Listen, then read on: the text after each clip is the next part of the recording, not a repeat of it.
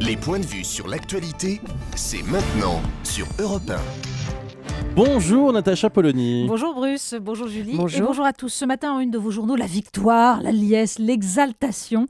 L'équipe Paris enfin capitale, le Parisien, Paris champion. Alors pour le reste, c'est un peu moins festif. La Croix, l'université prend l'accent anglais avec la fameuse réforme Fioraso qui autoriserait les cours entièrement en anglais.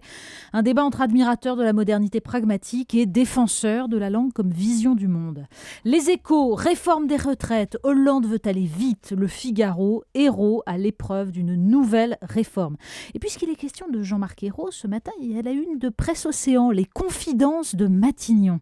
Alors en fait, ce sont celles de Madame Brigitte Ayrault, qui est fan de street art, on l'apprend, qui parle de son mari serein, parfois fatigué, mais pas déstabilisé, et surtout indispensable à François Hollande. Enfin, il y a la une de Marianne, moine de Tibérine, comment les islamistes les ont tués. Le magazine rend compte d'une enquête qui démontre que ce sont bien les islamistes du GIA qui ont assassiné les moines et répond à tous ceux qui, depuis 20 ans, renvoient dos à dos l'État algérien et les islamistes.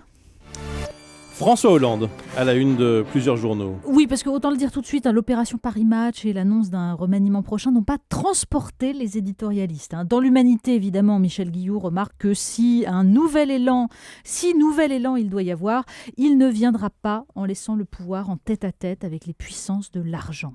Alors il y a aussi les éditorialistes comme Hervé Chabot dans l'Union de Reims qui estiment que reprendre la main, c'est d'abord être dans les habits d'un chef. On en est loin.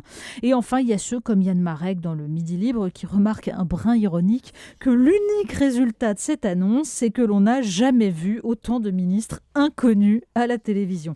Bon, notez que tout ça, c'est pas très grave. Les seules véritables nouvelles que l'on a de l'opposition, c'est un écho dans le Figaro. Nicolas Sarkozy aurait commenté la déclaration japonaise de François Fillon sur son ambition pour 2017. Pathétique, mais pas autant que les rebuffades qui ont suivi. Et alors, selon Nicolas Sarkozy toujours, Copé verrouille le parti, mais il verrouille des pièces vides. Oui, on admirera la hauteur de l'analyse politique sur l'état de la France. Alors, pas vraiment de nouvelles de l'opposition. En revanche, des nouvelles de Jérôme Cahuzac. Ben oui, c'est le plus présent dans les journaux ce matin, finalement. Et comme l'écrit Jacques Camus dans La République du Centre, le pire est que l'éventualité de son retour ne soulève pas une réprobation unanime chez ses concitoyens. François Hollande croyait avoir tourné la page avec sa loi de moralisation, confondant transparence et honnêteté. Alors à ce propos, il y a le numéro de mai de Causeur. La une parodie d'une affiche de Nicolas Sarkozy, mais le visage qui s'affiche, c'est celui du patron de Mediapart. Plenel président, la transparence, c'est maintenant. Alors dans son éditorial, Elisabeth Lévy rappelle cet échange entre Robespierre, l'adepte de la pureté, et Danton. Alors Danton, tu conspires ? Robespierre, quand on baise, on ne conspire pas. L'anecdote, qui est très jolie, inaugure un très bon dossier contradictoire. Il y a un éloge de Mediapart par Philippe Bilger, les réflexions de Raphaël Enthoven sur la pureté, sur cette façon paradoxale, dit-il, de blanchir Cahuzac en estimant que s'il n'a pas tout dit, c'est que la loi négligeait de tout demander faute de transparence. Et puis il y a une analyse par Luc Rosenzweig de ce trotskisme dont le fondateur de Marianne ne s'est jamais défait et de sa haine fondatrice du pouvoir. C'est très intéressant parce que c'est roboratif et c'est pluraliste. Dans la presse, il y a aussi les ZSP. On en parlait aussi dans le journal de 8 heures sur Europe 1, les zones de sécurité prioritaires. Oui, Emmanuel Valls en dresse un bilan positif dans le Parisien. Alors à côté du bilan positif, il y a un reportage à Saint-Ouen. Les commerçants fatalistes, les dealers, disent-ils, sont les seuls à avoir suffisamment d'argent. Ils viennent acheter des cadeaux pour la fête des mères. Et puis il y a les cafetiers ruinés parce que les dealers font fuir les autres clients.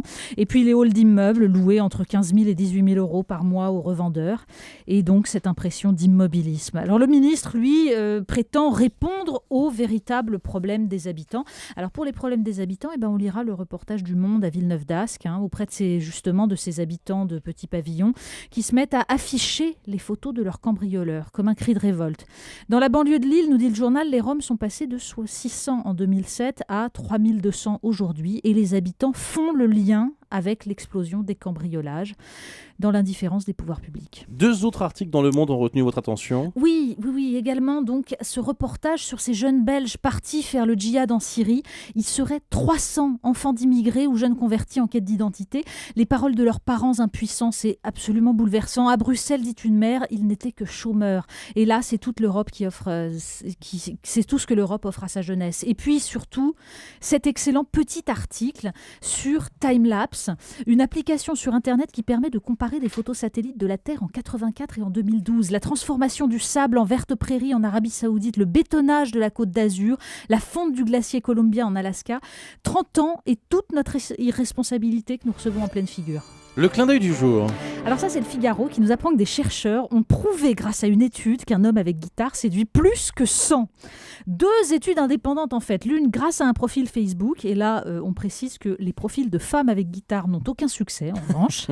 Et l'autre étude, c'est avec un beau jeune homme abordant des femmes dans la rue. Alors 3 cas de figure, guitare, sac de sport ou les mains vides. Et là, la découverte, c'est pas la guitare. Parce que la guitare, certes, ça marche très bien. Mais il vaut mieux avoir les mains vides qu'un sac de sport. Bon. Oui, conclusion, le PSG est champion de France, mais les femmes s'en fichent royalement. Merci Natacha Polony.